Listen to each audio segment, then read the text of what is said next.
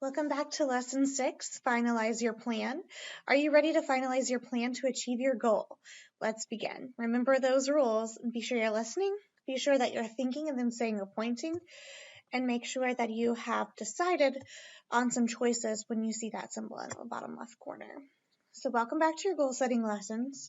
Remember, part 1 is set a goal, part 2 is make a plan, and part 3 is adjust the plan. Say it by yourself this time.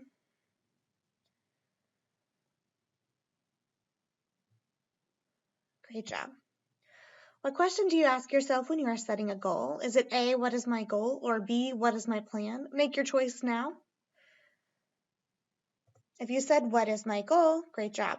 If you said, what is my plan? Think about it again and make your correct choice. When you're setting a goal, ask yourself the question, what is my goal? Now it's time to work on part 2, make a plan. When you are making a plan, what question do you ask yourself? The answer is, what is my plan? Remember, what question do you ask yourself when you're making a plan? Is it A, what is my plan? Or B, what is my task?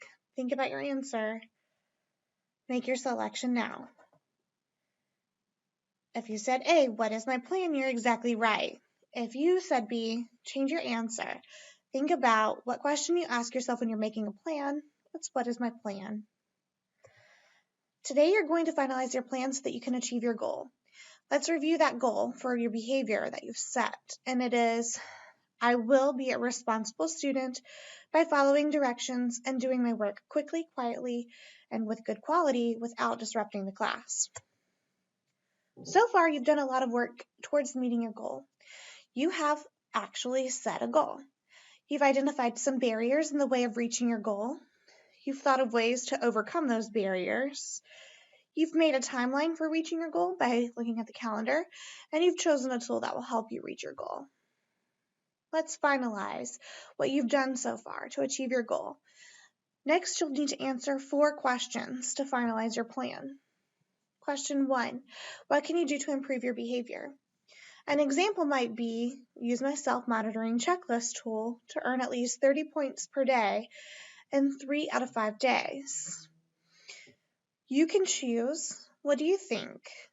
What can you do to improve your behavior? Maybe your answer matches the example. What tool did you choose? The second one, right? The self-monitoring checklist.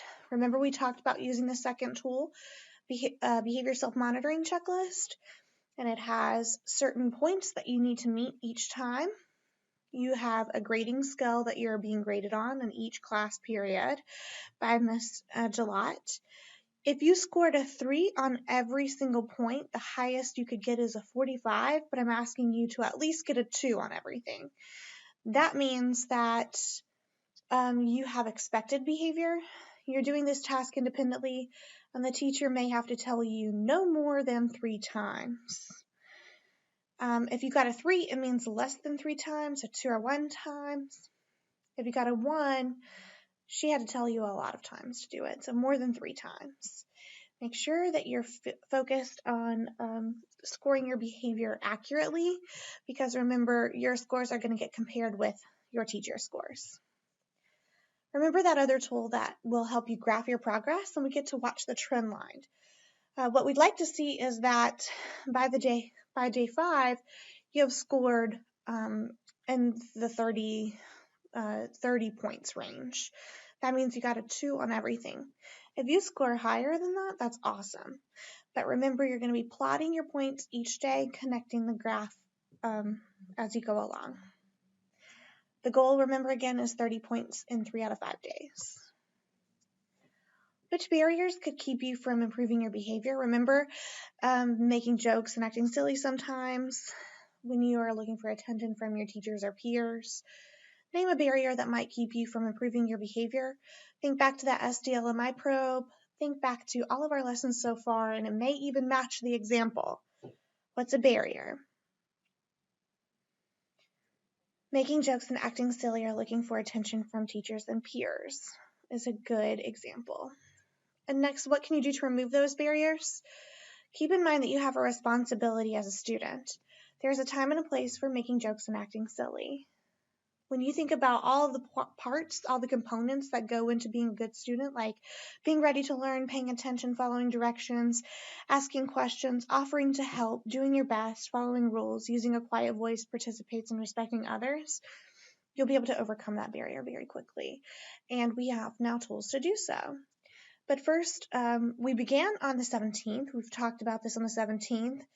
And you scored the 16th and 17th. Next, you'll score through this week. It's a short week because we had 2 teacher work days and MLK holiday. And then we're going to meet again on Wednesday the 29th for lesson 7 and to review your data so far. So remember that you've used a timeline by checking out the calendar. Tell me which day that you began. It's the one with the star, so January 17th. And which day are we going to meet again for lesson 7 to review if you've met your goal? January 29th. Nice job. All right, so finally, what is your goal? Read your goal to me out loud. I will be a responsible student by following directions and doing my work quickly, quietly, and with good quality without disrupting the class. What is one barrier in the way of reaching your goal? Remember, acting silly sometimes, making jokes, looking for attention from teachers and peers. What tool will you use to remove the barrier? Remember, you're using that self-monitoring checklist and you're graphing. When did you begin working on your goal? Tell me which date you began again.